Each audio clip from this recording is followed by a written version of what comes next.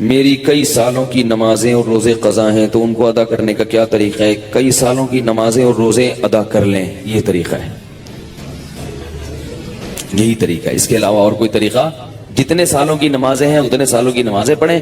نماز پڑھنے کا طریقہ یہ ہوگا کہ جب آپ فجر پڑھ رہے ہیں تو آپ یہ نیت کریں گے کہ میرے ذمے فجر کی جتنی نمازیں قضا ہیں ان میں جو نماز سب سے پہلے نمبر پہ آتی ہے میں وہ پڑھ رہا ہوں یا پڑھ رہی ہوں، ٹھیک ہے نا؟ تو وہ آپ یہ نیت کریں۔ ظہر جب پڑھیں تو آپ کہیں میرے ذمے ظہر کی جتنی نمازیں قضا ہیں ان میں جو سب سے پہلی نماز ہے میں وہ پڑھ رہا ہوں۔ جب بھی نیت ہوگی تو یہی ہوگی۔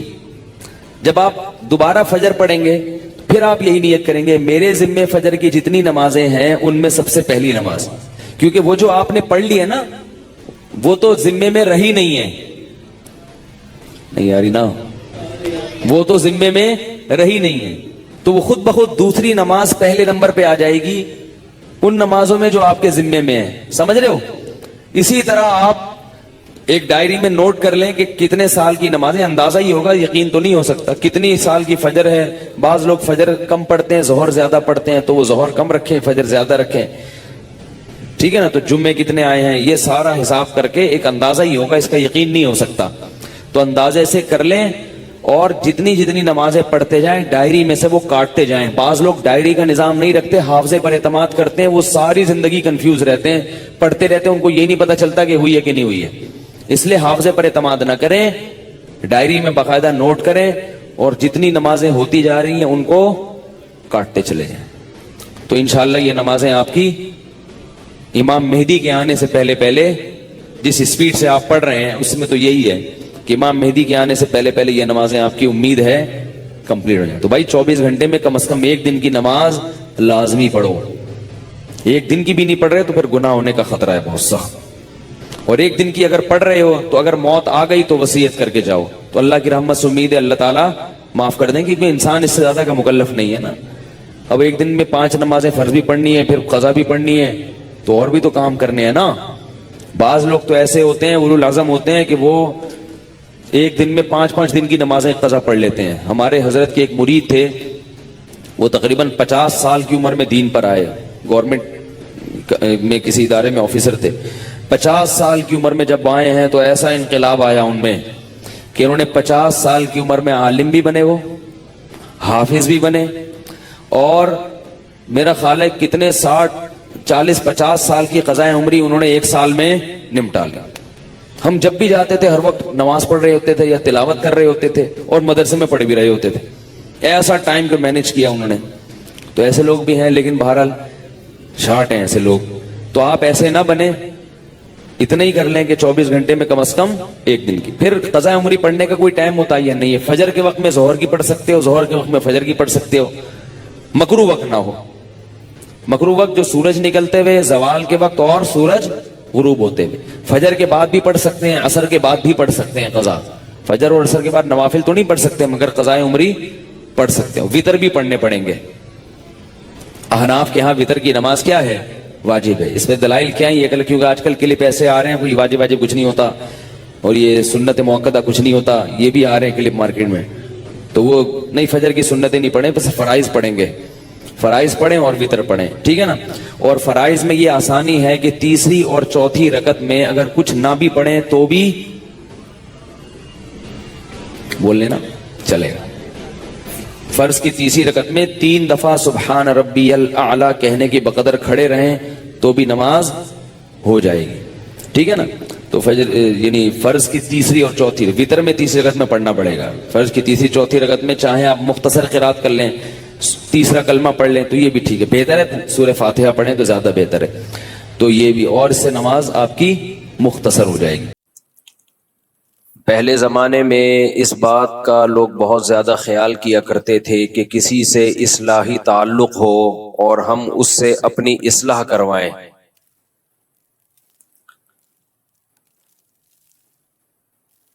اللہ تعالیٰ نے نبی صلی اللہ علیہ وسلم کو بھیجا، کتاب بھی دی، اور آپ صلی اللہ علیہ وسلم کے بارے میں بتایا کہ یزکیہم، نبی صلی اللہ علیہ وسلم صحابہ کرام کو کتاب بھی دیں گے، حدیث بھی بتائیں گے، اور ان کا تزکیہ بھی کریں گے، یعنی ان کی اصلاح بھی کریں گے، ان کو ظاہری اور باطنی برائیوں سے پاک کریں گے۔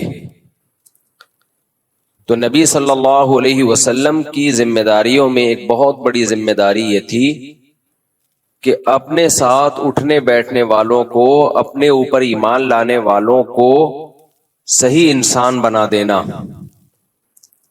کہ وہ اخلاقی برائیوں سے اور جسمانی برائیوں سے پاک اور صاف ہو جائیں۔ کچھ برائیاں اخلاقی ہوتی ہیں اور کچھ ہوتی ہیں جسمانی۔ جسمانی برائیاں وہ نظر آتی ہیں، ان کا برا ہونا آسانی سے سمجھ میں آتا ہے، اس لیے اس میں نظریات کی اصلاح کی زیادہ ضرورت نہیں ہوتی، کانسیپٹ کلیئر کرنے کی زیادہ ضرورت نہیں ہوتی۔ چوری سب کو پتا ہے بری چیز ہے، اور مسلمان نماز چھوڑنے کو برا سمجھتا ہے، چاہے وہ عمل کرے نہ کرے۔ لیکن جو اندر کی بیماریاں ہیں، جس کو اخلاق کہا جاتا ہے، تو اخلاق کی اصلاح کرنا بھی نبی صلی اللہ علیہ وسلم کے منصب میں داخل تھا۔ آپ صلی اللہ علیہ وسلم کو جو اللہ نے نبی بنایا، تو آپ کی ذمہ داریوں میں ایک ذمہ داری یہ تھی کہ صحابہ کرام کے اخلاق کو درست کرنا۔ اخلاق کہتے کس کو ہیں، اس کو بہت اچھی طرح سے سمجھنے کی ضرورت ہے، کاش یہ سمجھ میں آ جائے۔ اخلاق کا مطلب ہمارے ہاں عرف میں جو سمجھا جاتا ہے وہ یہ ہے کسی سے مسکرا کے بات کرنا اور اچھے لہجے میں بات کرنا۔ لیکن آپ کو پتا ہے بہت سے 2 نمبر لوگ یہی کام کر رہے ہوتے ہیں، چاپلوسی، چمچہ گیری کرنے والے، چاپلوس، ان کے اخلاق بہت اچھے ہوتے ہیں۔ لالچی لوگ، حضرت جی کر کے زمین میں گڑنے والے، لیکن ان کا کوئی مفاد ہوتا ہے، شہرت کے بھوکے ہوتے ہیں یا دولت کے بھوکے ہوتے ہیں، ایسے میٹھے لہجے میں بات کریں گے۔ قرآن نے منافقوں کی علامت بتائی ہے، وَإِن يَقُولُوا تَسْمَعْ لِقَوْلِهِمْ، کہ جب یہ بات کریں گے تو اے نبی ان کے لہجے میں اتنی چاشنی، اتنی مٹھاس ہوتی ہے کہ آپ ان کی بات سنیں گے غور سے، یعنی پیغمبر صلی اللہ علیہ وسلم بھی سنیں گے ان کی بات کہ بھئی کیا شاندار بات کر رہے ہیں، ایسی بلاغت اور ایسی چاشنی اور لب و لہجے میں ایسی نرمی۔ وَإِذَا رَأَيْتَهُمْ تُعْجِبُكَ أَجْسَامُهُمْ، ان کے جو کھڑے ہونے کا اسٹائل ہے، بات چیت کا اسٹائل ہے، وہ انداز پسند آئے گا آپ کو۔ ایسے پرسنالٹی، سفید پگڑی، چہرے پہ نور، لگ رہا ہے کہ کوئی حج حضرت جی نے چھوڑا نہیں ہے۔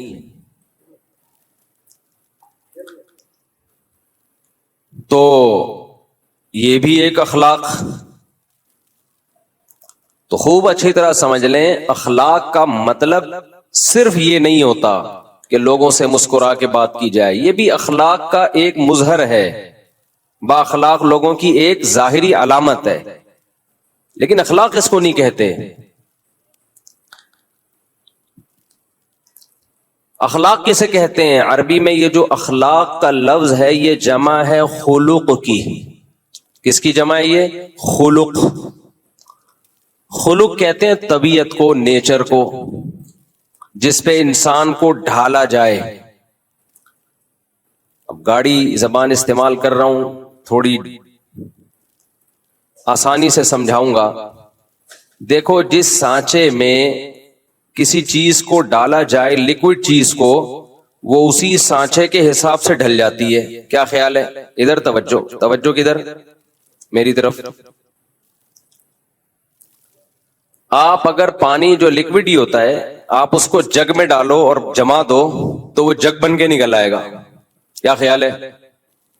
آئس کیوب میں ہم برف ڈالتے ہیں، برف کے ٹکڑے اسی سائز کے بن جاتے ہیں جس سائز کے وہ آئس کیوب کے خانے ہیں۔ تو جس سانچے میں آپ لیکوڈ چیز کو ڈالو گے، جس سانچے میں ڈھالو گے، وہ وہی چیز بن کے نکلے گی۔ تو انسانوں کے بھی سانچے ہوتے ہیں، جسمانی سانچے بھی ہوتے ہیں اور روحانی سانچے بھی ہوتے ہیں۔ جسمانی سانچہ کیا ہے؟ وہ ڈی این اے ہے جو اللہ نے پانی میں بنا دیا۔ جب وہ پانی ماں کے رحم میں جاتا ہے تو اس پانی کے قطرے میں اللہ نے یہ لکھ دیا ہوتا ہے، یہ سانچہ بنا ہوا ہے کہ اس کی آنکھ کس کلر کی ہوگی، اس کی پلکیں چھوٹی ہوں گی کہ لمبی ہوں گی، اس کے ناخن کیسے ہوں گے، اس کے بال کیسے ہوں گے، اس کا چہرہ کیسے ہوگا، اس کی ناک، اس کے کان، اس کا قد بڑا ہوگا یا چھوٹا ہوگا، یہ موٹا ہوگا یا دبلا ہوگا۔ بچہ اسی حساب سے بنتا ہے جو ڈیزائن اللہ نے اس پانی میں بنا دیا۔ کسی کے ڈیزائننگ میں یہ ہوتا ہے بلیک کلر کا ہوگا، اتنا بلیک ہوگا اندھیرے میں نظر ہی نہیں آئے گا۔ کسی کی ڈیزائننگ میں یہ ڈال دیا ہوتا ہے انتہائی وائٹ، ایسا وائٹ ہوگا کہ روشنی میں نظر نہیں آئے گا۔ تو یہ ایک ظاہری سانچہ ہے جس میں اللہ انسان کو ڈھال دیتے ہیں، اس کو بھی خلق کہا جائے گا۔ تخلیق، خلق پیدا کرنے کو کہتے ہیں نا، اردو میں یہ لفظ سنا ہوگا بھائی، اردو میں خالق کسے کہتے ہیں؟ پیدا کرنے والا۔ تو خلق یہ خلق سے نکلا ہے، خلق جس سانچے میں پیدا کیا گیا، آپ کو ڈھالا گیا، اور اسی خلق کی جمع اخلاق آتی ہے۔ تو ایک جسمانی سانچہ ہوتا ہے آپ کا، ایک ظاہری اسٹرکچر ہوتا ہے، اور ایک آپ کا ایک باطنی اسٹرکچر ہوتا ہے۔ یہ جو باطنی اسٹرکچر ہے نا، کہ آپ کی عادات کیا ہوں گی، آپ کی طبیعت کیا ہوگی، لالچی ہوگے یا سخی ہوگے، بہادر ہوگے یا بزدل ہوگے، بے وفا ہوگے یا وفادار، مطلب پرست ہوگے یا شکر گزار ہوگے، شہرت کے بھوکے ہوگے، دولت کے بھوکے ہوگے یا استغنا کے ساتھ زندگی گزارو گے، فسادی ہوگے یا مصلح ہوگے۔ کچھ لوگ اصلاح کرتے ہیں لیکن مقصد اصلاح نہیں ہوتا، فساد ڈالنا ہوتا ہے۔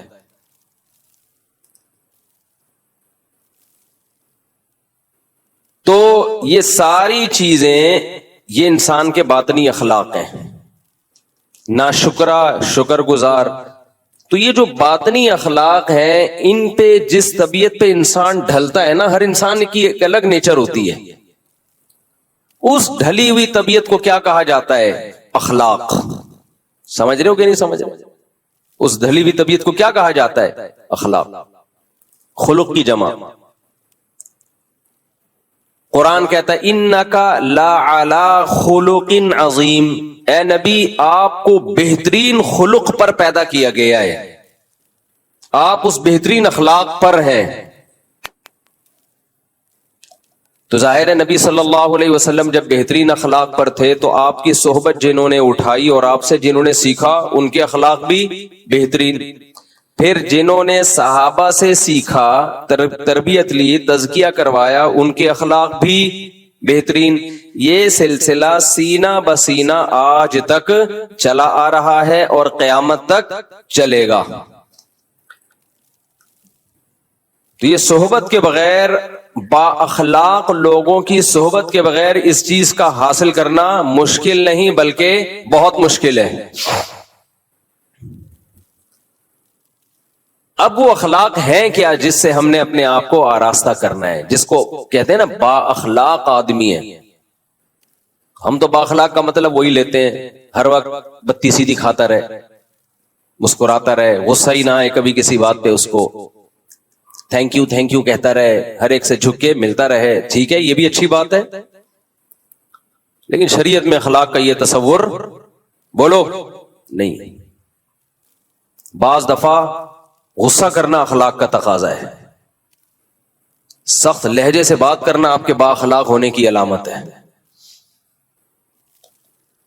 جھک کے نہ ملنا آپ کے با اخلاق ہونے کی علامت۔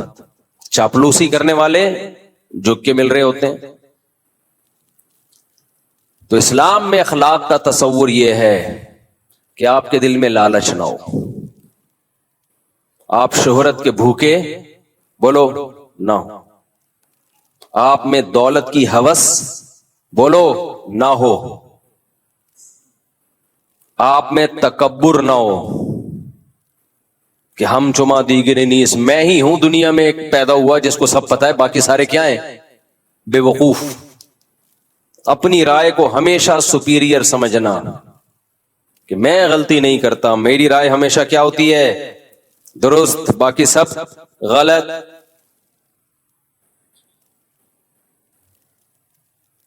ناشکری،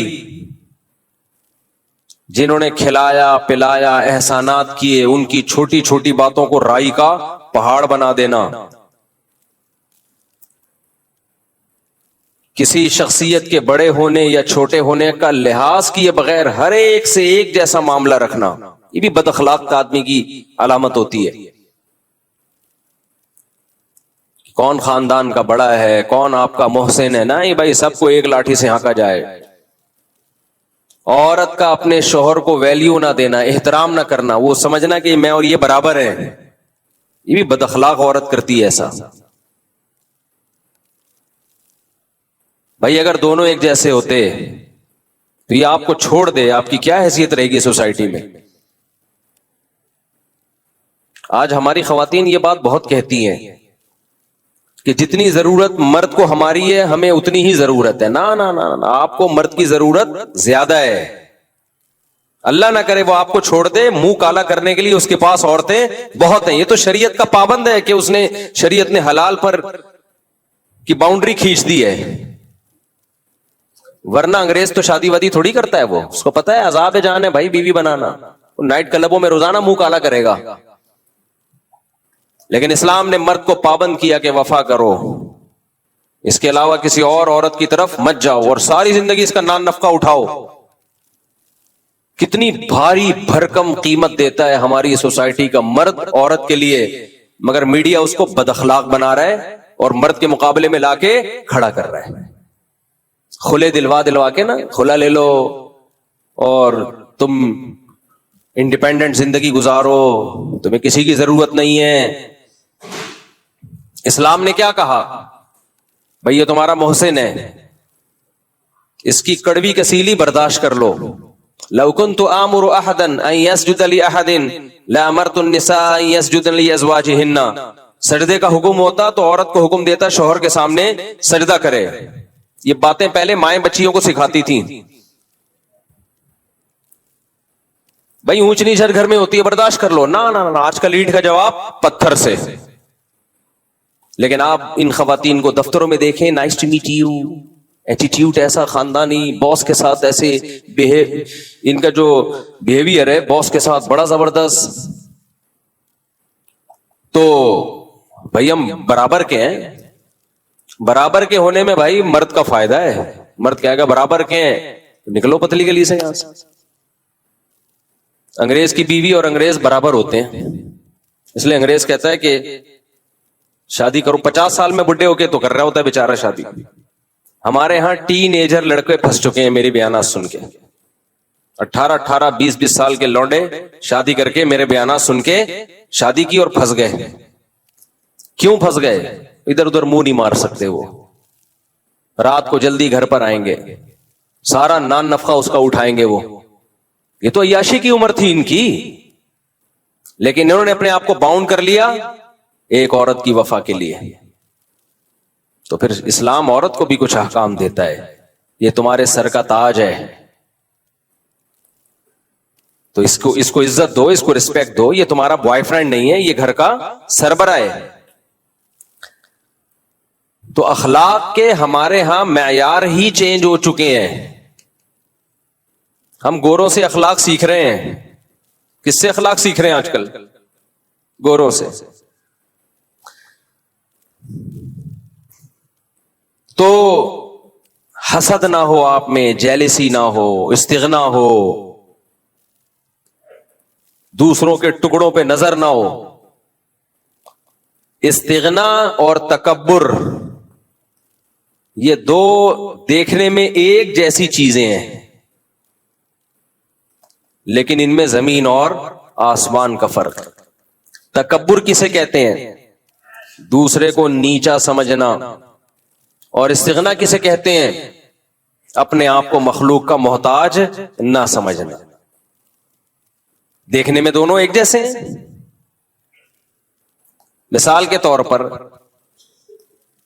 آپ غریب ہیں، مسکین ہیں، کھانے کو روٹی نہیں ہے، آپ کی خودداری یہ کہتی ہے میں کسی کے سامنے ہاتھ نہ پھیلاؤں، میں کسی کے سامنے ہاتھ نہ پھیلاؤں. یہ کیا ہے؟ یہ تکبر ہے یا استغنا ہے؟ بولو نا. یہ استغنا ہے. یہ بری چیز ہے یا اچھی چیز ہے؟ اچھی چیز ہے، یہ پسندیدہ ہے. اس کو خودداری کہتے ہیں، عربی میں استغنا کہتے ہیں. عفت اور پاک دامنی بھی کہتے ہیں کہ اپنے دامن کو داغدار ہونے سے بچا رہا ہے. لیکن یہی معاملہ اگر باپ کے ساتھ ہو، آپ کو روٹی نہیں مل رہی، باپ نے کہا یہ لے پیسے لے، 2 روٹی جا کے لے آ. آپ کہہ رہے ہو ہم کسی کے ٹکڑوں پہ پلنے والے بولو نہیں ہے. وہی ماں کہہ رہی ہے یہ لے پیسے لے کچھ کھا لے جا کے، ہم کسی کے محتاج نہیں ہیں، انڈیپینڈنٹ ہیں، ہم کسی کے ٹکڑوں پہ نہیں پلتے. اب یہ استغنا ہے، تکبر ہے، یہ تکبر ہے. اس کو کہا جائے گا، اس کو کہا جائے گا غیرت لیس آدمی. اب گالی کو انگلش میں کر لو نا تو مہذب ہو جاتی. غیرت لیس آدمی، تو ساری زندگی باپ کے ٹکڑوں پہ ہی پلا ہے. ساری زندگی کس کے ٹکڑوں پہ پلا ہے؟ باپ اور ماں کے ٹکڑوں پہ پلا ہے. تو آج سینہ چوڑا کر کے کہہ رہے ہیں ہم کسی کے محتاج نہیں ہے. تو محتاج ہے باپ کا بھی اور ماں کا بھی. تو یہ استغنا کسی اور کے سامنے جا کے دکھایا کر، کسی اور کے سامنے جا کے دکھایا کر. آج ہماری جو ینگ جنریشن ہے اس کو استغنا اور تکبر، ان دونوں میں فرق ہی ختم ہوتا چلا جا رہا ہے. بڑوں کے سامنے جھکا جاتا ہے بھائی،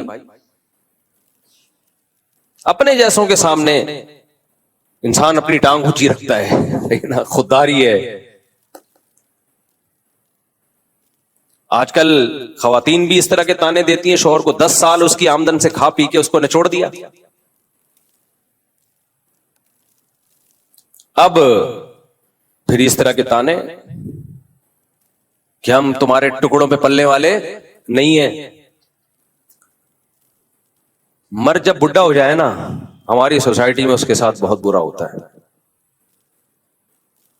ان خواتین کے ہاں جو جن کی دینی تربیت نہیں ہے، جس عورت کی دینی تربیت ہے، اچھے خاندان کی ہے، وہ بڑھاپے میں اپنے شوہر سے زیادہ محبت کرتی ہے. وہ بچوں کی سائڈ کبھی بھی نہیں لیتی. وہ بااخلاق ہوتی ہے. وہ کہتی ہے بھائی میری زندگی میں پہلے یہ آیا ہے، تم بعد میں. تمہیں بھی میں نے جو پالا ہے نا، اس نے شیلٹر دیا تھا تو اچھے طریقے سے پال لیا. یہ شیلٹر نہ دیتا تو دھکے کھاتی میں تمہیں لے کے. لہذا اب اگر کبھی جھگڑا ہوگا تو میں اپنے شوہر کی سائڈ لوں گی، بیٹوں کی سائڈ نہیں لوں گی. ایسی خواتین بھی ہے، عزت دار خاندان سے ان کا تعلق ہے، غیرت مند ہے. لیکن ایسی بھی ہیں کہ نچوڑ لیا اس کو.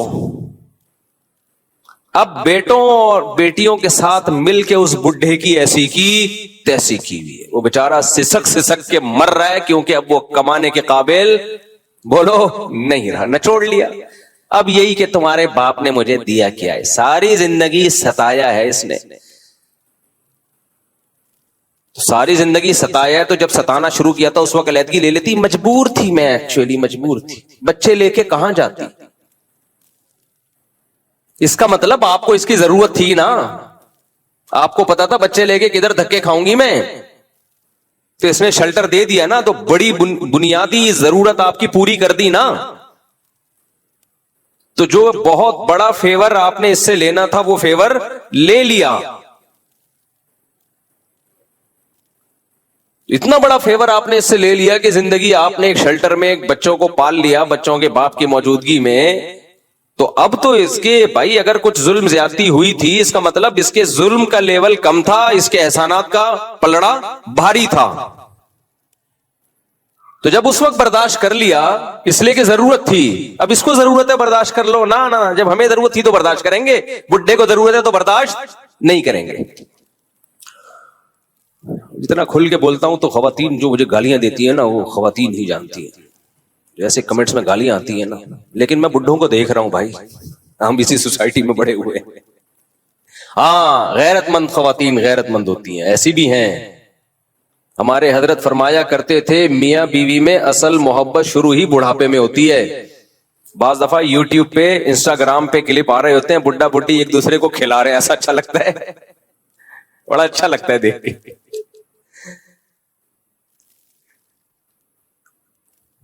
وہ ایک انسٹاگرام یا ٹک ٹاک پہ ویڈیو آئی, ایک بوڑھا بیچارہ بیٹھا ہوا ہے, وہ جو بڑھیا ہے اس کی بیوی, وہ اس کو دلیا کھلا رہی ہے. میاں کے دانت ہی ختم ہو گئے نا, تو اس کو دلیا بڑا اچھا لگ رہا تھا. تو اس کے نیچے کمنٹس میں یہ لکھا ہوا تھا کہ بیٹے جاب کے لیے باہر چلے گئے, بیٹے بہوؤں کو لے کے الگ ہو گئے, بیٹیاں شادی کر کے اپنے گھروں میں چلی گئیں, جہاں سے چلے تھے ہم وہیں آ کے کھڑے ہو گئے. جب شادی ہوئی تھی اکیلے تھے.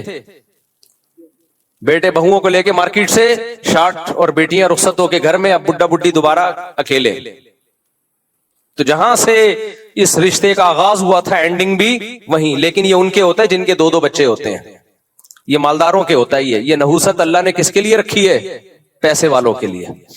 جن کے دل چھوٹے ہوتے ہیں, بنگلے 1000 گز کے ہوتے ہیں. ایک آدھ بچہ امریکہ چلا گیا, ایک جاپان چلا گیا, ایک بیٹی تھی وہ چلی گئی. بڈھا بڈھی ایک دوسرے کو کب تک دلیا کھلاؤ گے بھائی, کب تک کھلاؤ گے؟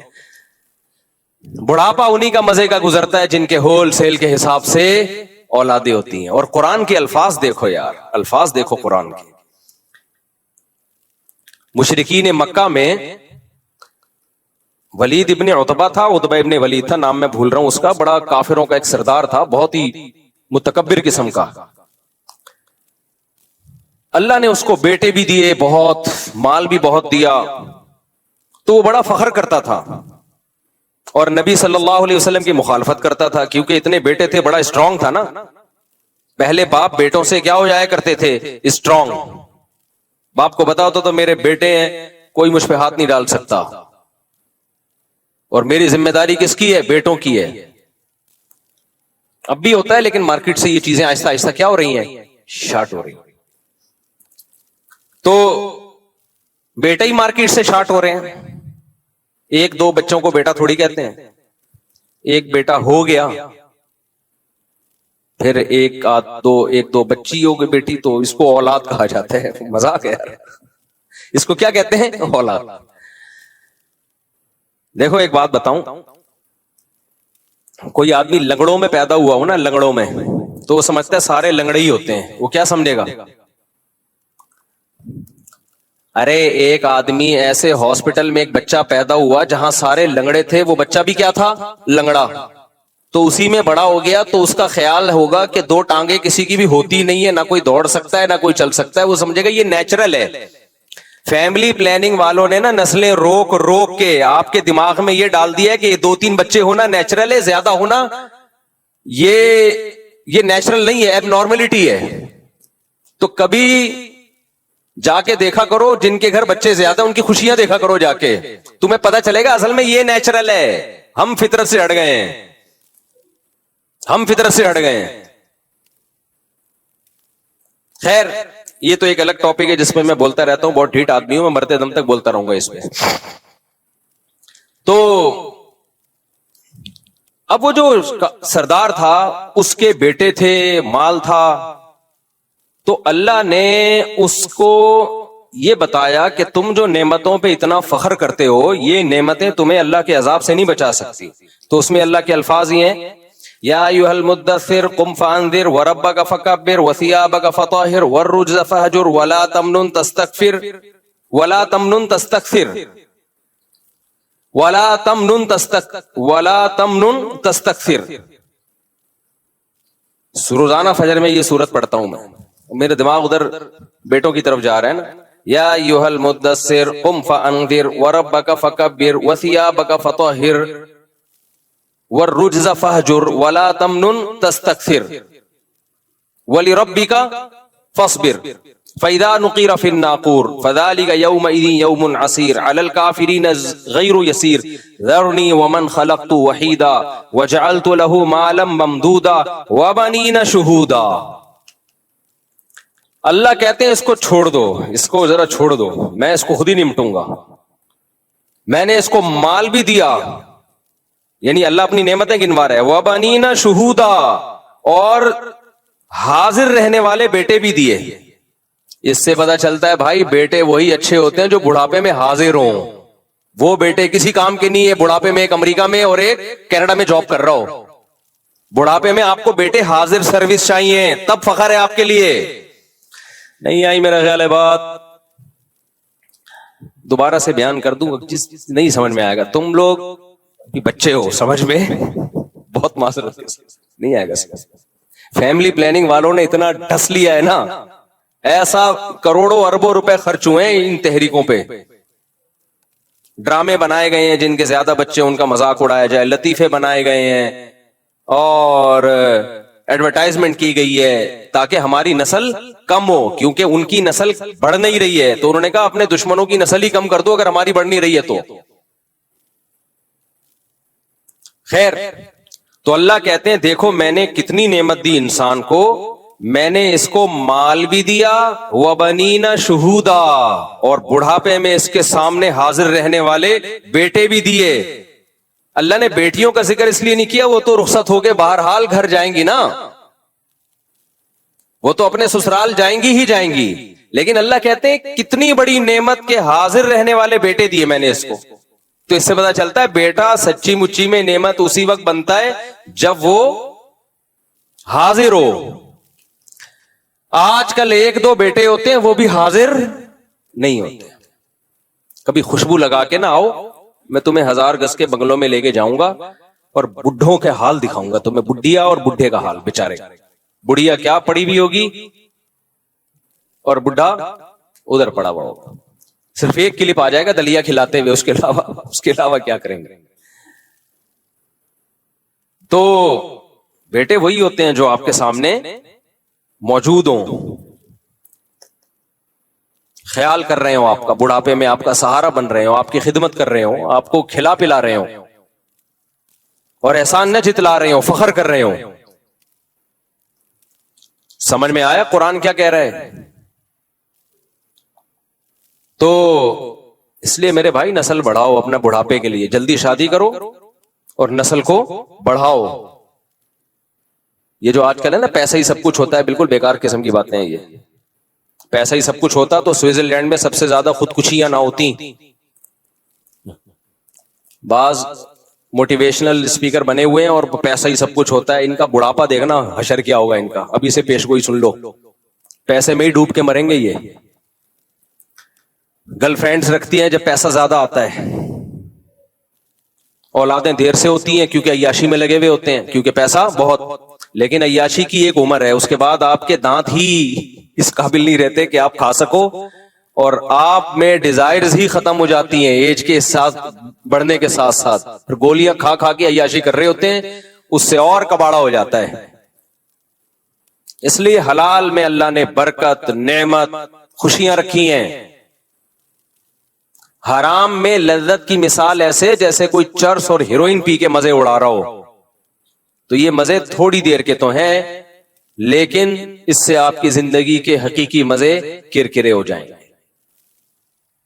حلال کی لذتیں اللہ آپ سے چھین لے گا, اور جب وہ چرس ہیروئن نہیں ملے گی تو عذاب میں آؤ گے. یہی حال زانی کا ہوتا ہے, اور جو حرام عیاشیاں کر رہے ہوتے ہیں انہی کا یہ حال ہوتا ہے. تو یہ بات یہاں آئی کہاں سے؟ یہ جو بنینا شہودا حاضر سروس بیٹے, یہ بات آئی کہاں سے؟ نہیں وہ تو میں نے بیان کر دیا, لیکن یہ موضوع یہاں چینج کیسے؟ میں تو اخلاق کی بات کر رہا تھا نا. ہے ہاں, سانچے میں انسان کو اللہ نے ڈھالا ہے اخلاق. ہاں میں اس کی بات کر رہا تھا کہ با اخلاق عورت, اس کو نہیں کہتے کہ تھینک یو سے بات کرے ہر ایک سے. با اخلاق عورت جو کہ ہوتی ہیں بہت ساری غیرت مند خاندانوں کی, وہ جب میاں بڈھا ہو جاتا ہے, ویسے تو ہوتا بوڑھا ہے لیکن میں اس کو بڈھا جان کر کہہ رہا ہوں کیونکہ لگتا بوڑھا نہیں ہے, بڈھا لگ رہا ہوتا ہے بیچارہ. وہ سمجھ رہے ہو نا, وہ بوڑھا نہیں لگ رہا ہوتا, وہ کیا لگ رہا ہوتا ہے؟ بڈھا, یعنی اس کی عزت نہیں ہوتی.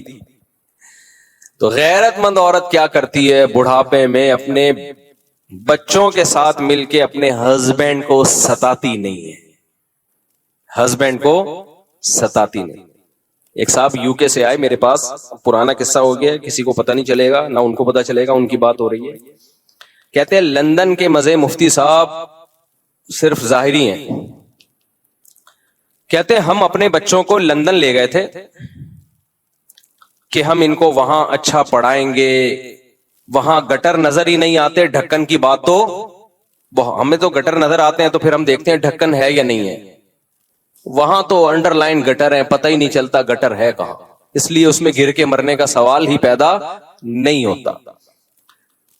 تو سڑکیں اور زبردست انوائرمنٹ, یہ خود اپنی کارگزاری مجھے سنا رہے ہیں, وہ کہہ رہے ہیں میں یہاں اپنے بچوں کو اچھا پال سکتا تھا. میں نے کہا اچھا نہیں, بہت اچھا, بچوں کو پالنے کے لیے کہاں لے کے جاؤ, لندن.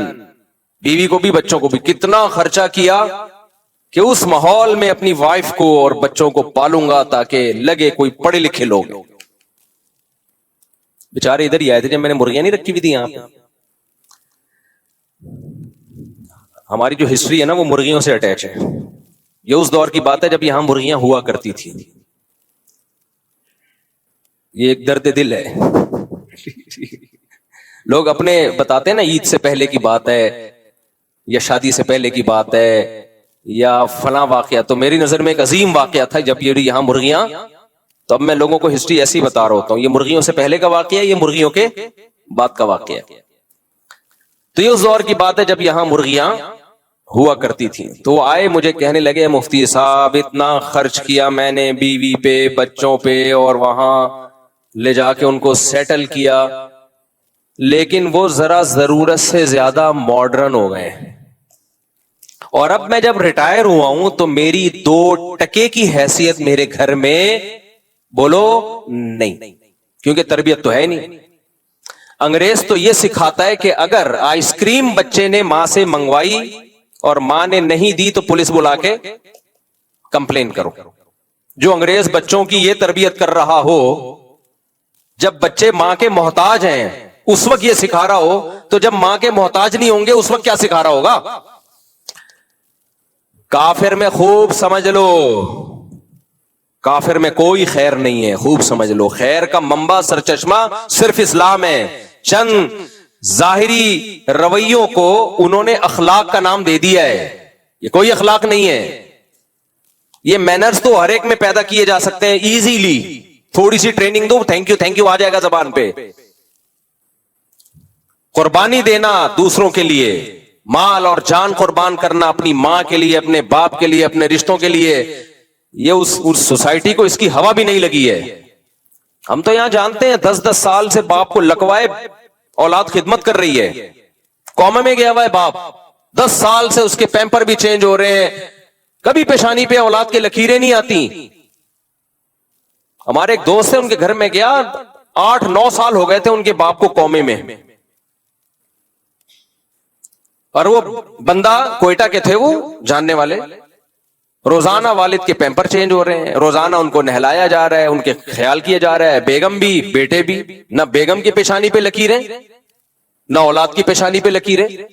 یہ وہ ہیں جن لڑکیوں نے نہ کالج میں پڑھا, نہ یونیورسٹی میں پڑھا, نہ ڈاکٹر بنی, نہ انجینئر بنی, اور نہ کوئی بہت ہی کوئی ان کو انگریزوں کی موٹیویشنل اسپیکر کو سن کے انہوں نے مینرز سیکھے. سمجھ رہے ہیں نا, کوئی ورکشاپ نہیں لی جہاں ان کو مینرز سکھائے جا رہے ہوں,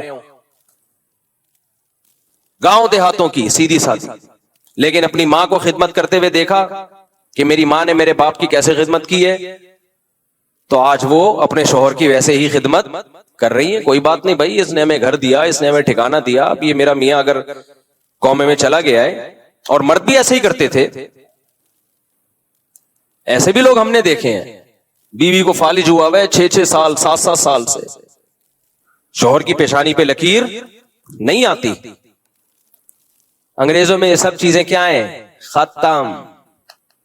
بیوی کو فالج ہوگا, جمع کرا دے گا وہ, چل بھائی جا بھائی لے کے جا یار, میرے کسی کام کے لیے. ویسے آپ سے ملے گا, nice to meet you, how are you, fine, thank you.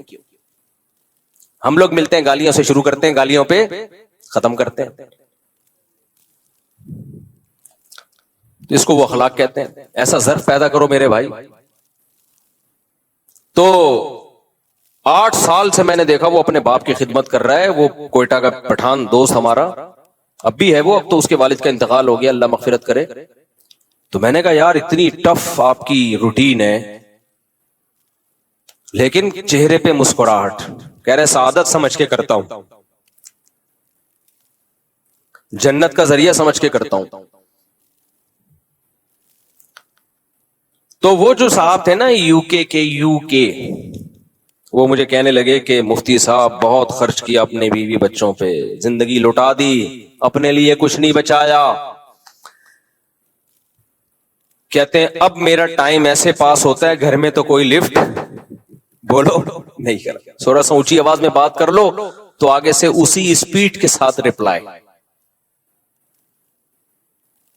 ہمارے ایک دوست ہیں، وہ سمجھ نہ جائیں کہ ان کی بات ہو رہی ہے. ان کے ابا کہیں یو کے چلے گئے تو ابا تو دیسی اسٹائل کے تھے، انہوں نے وہیں جا کے بھی ڈانٹ ٹپٹ شروع کر دی، یہ بچہ کیا کر رہا ہے، یہ کیا کر رہا ہے، یہ میرا پوتا کیا کر رہا ہے، میرا نواسا کیا کر رہا ہے. انہوں نے تو بھگایا ابا کو. یہاں آ کے ان سے بولا یار تم نے ابا کو پالا ہوا کیسے ہے، یہ تو ڈانٹ ٹپٹ کرتے ہیں. میں نے کہا دیکھ لو میرے بھائی، تم دیسی ہو، تم نے خوشی خوشی ابا کو رکھا ہوا ہے اور یہ ڈانٹ ٹپٹ صبح شام برداشت کرتے ہو، بلکہ باپ کے مرنے پہ رو گے. اور یہی تمہارے جو رشتہ دار وہاں جا کے رہے ہیں وہ باپ کو چند دن برداشت نہیں کر پائے. یہ فرق ہے لندن میں اور پاکستان میں. ہم ڈھکن لیس، گٹر ڈھکن لیس لوگ ہیں لیکن اخلاق لیس بولو نہیں ہے. یہ جو ہمارے گٹروں کے ڈھکن نہیں ہے، یہ تو ہمارے حکمرانوں کی وجہ سے نہیں ہے بھائی، یہ تو ہمارے حکم. انڈیا ڈرا کیوں ہے ہم سے؟ اس نے جب کراچی کا حشر دیکھا انہوں نے بولا ایسا حشر انہوں نے ہمارا کر دیا، ہمارا تو کسی کو منہ دکھانے کے قابل نہیں رہیں گے ہم لوگ. کیا خیال ہے بھائی؟ انہوں نے دیکھا کہ یار انہوں نے اپنے ملک کا جو حشر کیا ہوا ہے، ہمارے ملک پہ قبضہ کر کے اگر انہوں نے یہی کر دیا. ویسے ان کا بھی کوئی اتنا اچھا حال نہیں ہے، یہ تو ہم ویسے ایک لطیفے کے طور پہ بتاتے ہیں. وہاں بھی کوئی ایسا نہیں ہے کہ ڈیولپمنٹ کے کام ہو رہے ہیں اور اس کو انہوں نے سوئٹزرلینڈ بنا دیا ہو. خون ہمارا ایک ہی ہے. تو وہ مجھے کہنے لگے کہ مفتی صاحب بہت برے حالات میں ہوں، نہ بیگم لفٹ کراتی ہے اور نہ بچے. تو میں نے کہا پھر ٹائم کیسے پاس ہوتا ہے؟ کہتے شام کو ایک تھڑا ہے، میرے جیسے سارے بڈھے وہاں جمع ہوتے ہیں ستائے ہوئے،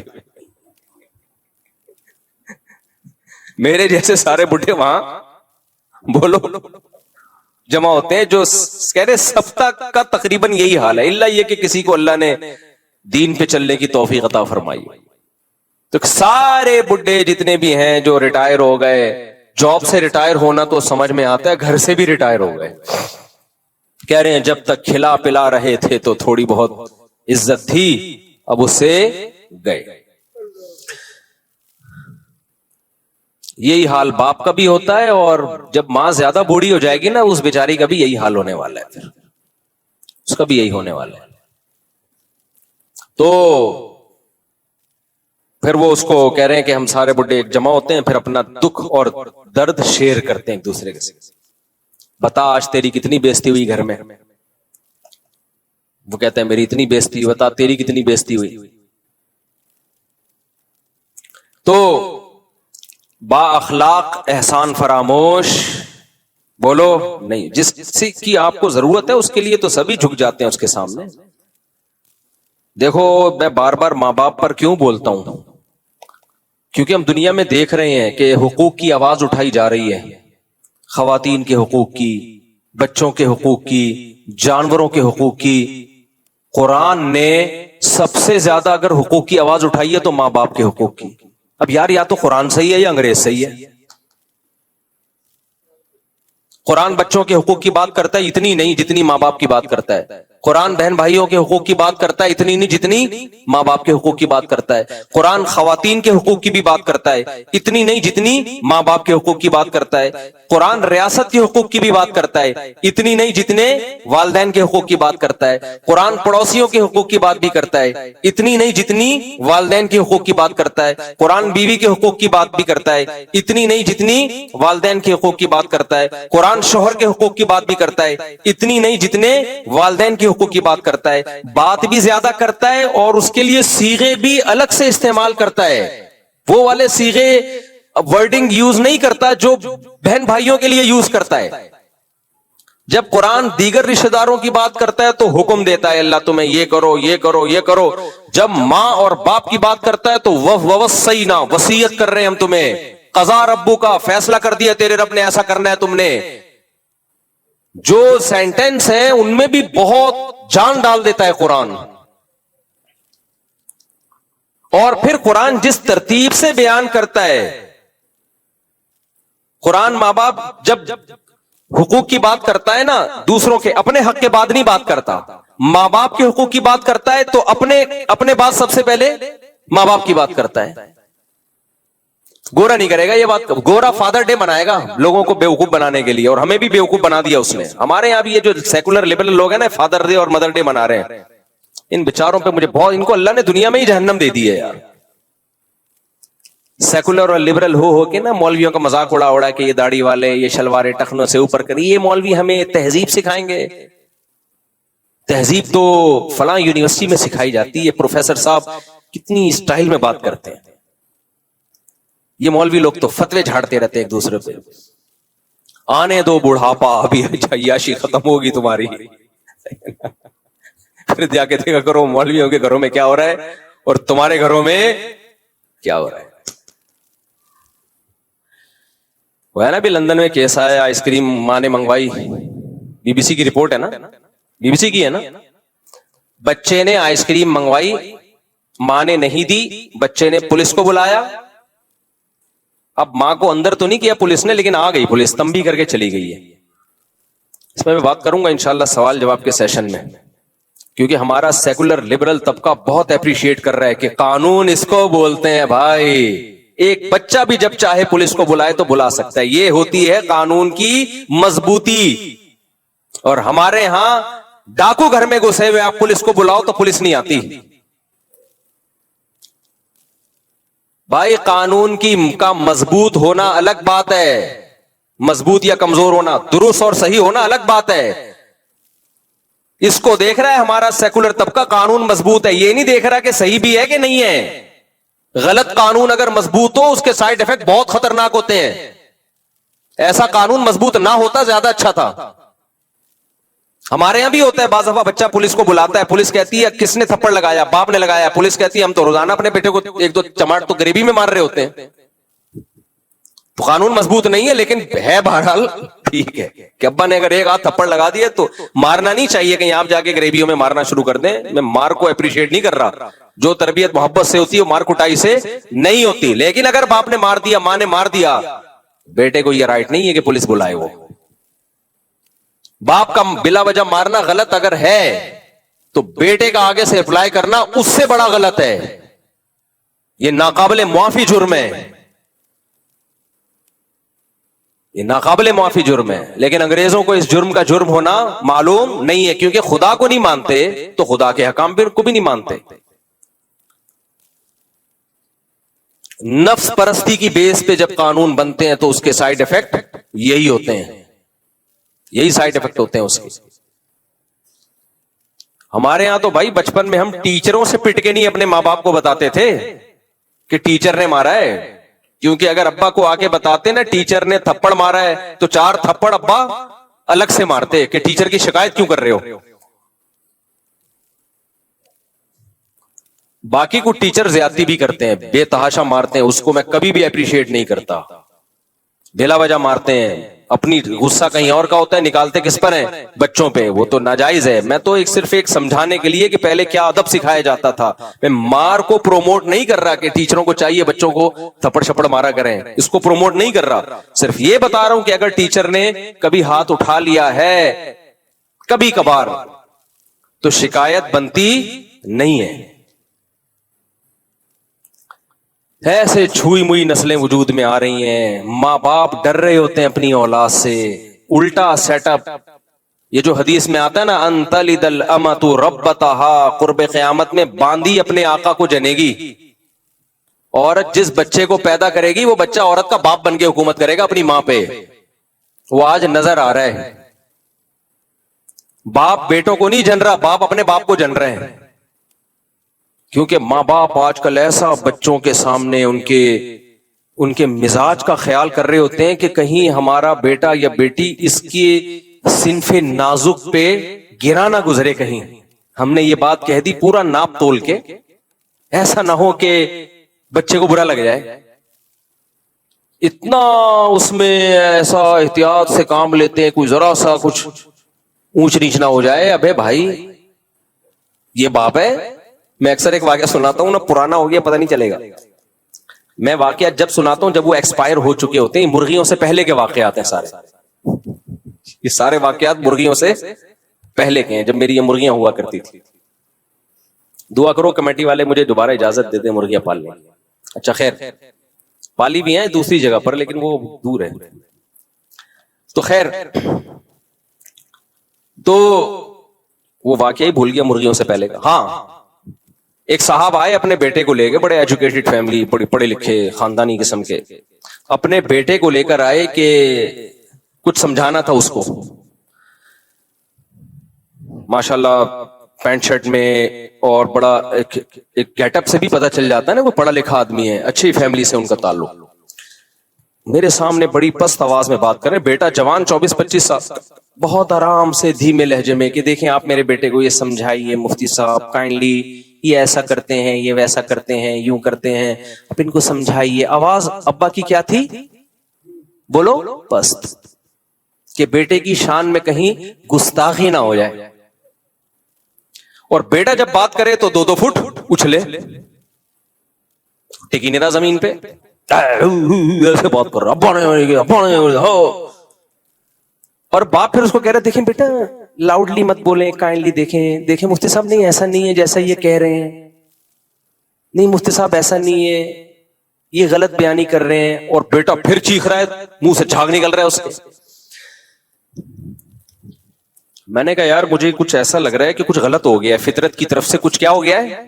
ویسے فطرت کبھی غلطی کرتی نہیں, لیکن کچھ ایسا لگ رہا ہے کہ جس کو پہلے پیدا ہونا چاہیے تھا وہ بعد میں پیدا ہو گیا, جس کو بعد میں پیدا ہونا چاہیے تھا وہ بولو پہلے پیدا. میں نے کہا یہ گھر میں الٹا سیٹ اپ چل گیا ہے, کیا اس کو پہلے پیدا ہو کے باپ بننا چاہیے تھا اور آپ کو بعد میں پیدا ہو کے اس کا بیٹا بننا چاہیے تھا. اسٹائل سے تو یہی لگ رہا ہے کہ یہ باپ ہے اور آپ بیٹے ہو. اسٹائل سے یہ لگ رہا تھا کہ جو باپ ہے وہ اصل میں کیا ہے, بیٹا ہے, اور جو بیٹا ہے وہ اصل میں کیا ہے, باپ ہے. اور یہ صرف ایک کا اسٹائل نہیں ہے, آج کل گھروں میں یہ اسٹائل لانچ ہو گیا ہے. یہ ڈراموں سے, فلموں سے, یونیورسٹیوں میں سکھایا جا رہا ہے کہ تم انڈیپینڈنٹ ہو, تم انڈیویجول ہو, تم کسی کے محتاج نہیں ہو, ہیومن رائٹس, ہر ایک کا اپنا ایک حق ہے. اور وہاں سے بھی یہ سب چیزیں آ رہی ہیں. اور ڈراموں میں دکھایا جا رہا ہے شوہر نے بیوی کو ایک تھپڑ لگایا تو بیوی میں بھی رکھ کے پورا اسٹائل سے پوری 5 انگلیاں اس کے جڑ دی. لوگ کلیپنگ کر رہے ہیں نیچے کمنٹس میں, ماشاءاللہ ایسا ہی ہونا چاہیے ایسے شوہروں کے ساتھ. مجھے خیال ہو رہا تھا کہ اللہ کرے ان کی بیویاں ان کو گریوی میں ایک چماٹ سب کو رکھ کے دیں. شوہر کا چماٹ مارنا, تھپڑ مارنا غلط ہے بھائی, لیکن اس کا یہ مطلب تھوڑی ہے کہ اگر اس نے مار دیا تو بیوی بھی آگے سے ایک چماٹ لگا دے. غلط چیز کو ختم کرنے کے لیے اس سے زیادہ غلط کیوں کروا رہے ہو. تو اس لیے کہتے ہیں اخلاق. اب سمجھ میں آ رہا ہے اخلاق کسے کہتے ہیں. وہ ٹوپی ڈرامے والے اخلاق کی بات نہیں کر رہا جو جاپانیوں میں ہے, کنگ چاؤں کنگ پاؤں, وہ سب کے وہ کوئی مشکل کام نہیں ہے. وہ والے اخلاق سیکھنے ایئر ہوسٹس کی جاب کر لو, 1 مہینے میں آ جائیں گے وہ اخلاق. آپ کو 1 مہینہ لگے گا ٹریننگ میں. ایئر ہوسٹس کو 1 مہینے میں سکھا دیا جاتا ہے تمیز سے بات کرنی ہے, بدتمیزی بولو نہیں کرنی. لیکن اس سے وہ ماں باپ کو پالنا نہیں سیکھتی, وہ شوہر کے ساتھ حسن سلوک نہیں سیکھتی. تو یہ والے جو ایئر ہوسٹس والے اخلاق ہیں کہ مسکرا کے بات کرنا, یہ 1 مہینے کی ٹریننگ سے آ جاتے ہیں. لیکن ہمارے یہاں چونکہ وہ بھی نہیں ہے اس لیے آتے وہ بھی نہیں ہے. لیکن خیر ایک مثال دے رہا ہوں میں. اوریجنل اخلاق جو ہے نا وہ تھوڑا ڈیفیکلٹ ہیں. وہ پیغمبروں کی صحبت کے بغیر نہیں آتے. یا ان کی صحبت اٹھاؤ جنہوں نے پیغمبروں کی صحبت اٹھائی, یا ان کی صحبت اٹھاؤ جنہوں نے پیغمبروں کی صحبت اٹھانے والوں کی صحبت اٹھائی, اللہ والوں کی صحبت اٹھائی. ان کی صحبت اٹھائے بغیر یہ سچی مچی والے اخلاق پیدا نہیں ہوتے. سچی مچی والے اخلاق پیدا نہیں ہوتے. تو میں جس اخلاق کی بات کر رہا ہوں وہ ہے باطن کی اصلاح. کہ اپنے محسنوں کو پہچانے انسان. اسلام میں سب کو ایک لاٹھی سے نہیں ہانکا گیا ہے. پڑوسی کا حق دور رہنے والے سے زیادہ ہے. آج ہماری سوسائٹی میں ہے زیادہ ہے بھائی. وہ جو آپ کی دیوار جس کی دیوار کے ساتھ لگتی ہے اس میں اور غفار صاحب میں کوئی فرق بولو ہے ہی نہیں. جمشید صاحب ہو گئے یا پڑوسی ہو گیا, کوئی فرق نہیں ہے. دیکھو پورشن والے گھر کبھی بھی مت لو. پورشن والے گھر جو ہے نا, پورشن والے, یہ ڈھیٹ پنا, پڑوسیوں کے حقوق کی بات کر رہا ہوں. پورشن والے گھر میں سب ایک دوسرے کے پڑوسی ہوتے ہیں نا. کیا خیال ہے؟ اپارٹمنٹ بنا دیے نا 4-6 گھر آپ نے لے لیے, گئے آپ, ایسا بیڑا غرق ہوگا نا آپ کا. ایک اتنا پانی استعمال کرے گا, موٹر خراب ہوگی تو اس کے پیسے نہیں دے گا, وہ کہے گا تم نے خراب کی ہے. مجھے گھر مل رہا تھا کہ پورشن, میں نے کہا نہیں لوں گا بھائی, جھگی میں رہ لے انسان, اپنی ہو وہ زیادہ بہتر ہے. چند لوگوں کے ساتھ مل کے رہنا کہ خیال ہی نہیں ہے ایک دوسرے کا. ٹینکی مشترک ہے تو ایک تو پانی پورا نہ چھوڑ رہا ہے, موٹر خراب ہو رہی ہے تو کوئی پیسے نہیں دے رہا. 4 پورشن ہوں گے, ہر ایک نے چھوٹی چھوٹی اپنی الگ الگ موٹریں لگائی ہوئی ہیں, لگانے کی جگہ ہے نہیں اتنی. آپ داخل ہو ایسا لگتا ہے کوئی فیکٹری ہے, ہر طرف موٹریں ہی موٹریں. پڑوسیوں کے حقوق کہاں گئے میرے بھائی؟ ایک صاحب جاننے والے, انہوں نے مجھے اپنے اوپر پورشن میں بلایا, ان کا پھڈا چل رہا ہے, تو پھڈا ختم کرنے کے لیے انہوں نے الگ اپنی ٹینکی لگا لی. اب دماغ دیکھیں, مائنڈ دیکھیں پڑوسیوں کا. الگ ٹینکی لگائی تاکہ مشترکہ ٹینکی سے پانی آئے نہیں اور جھگڑا ہمیشہ کے لیے ختم.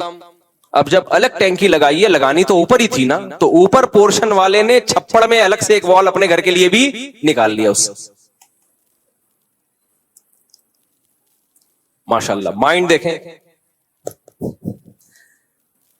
اب وہ پریشان کہ یار ہم جب ٹینکی بھرتے ہیں تھوڑی دیر میں پانی ختم. اتفاق سے میں کسی کام سے ان کے اوپر پورشن چلا گیا نا, تو میں نے دیکھا, میں نے کہا تو چھپڑ میں ایک الگ سے وال نکلا ہوا ہے, اور جنہوں نے وال نکالا جیسے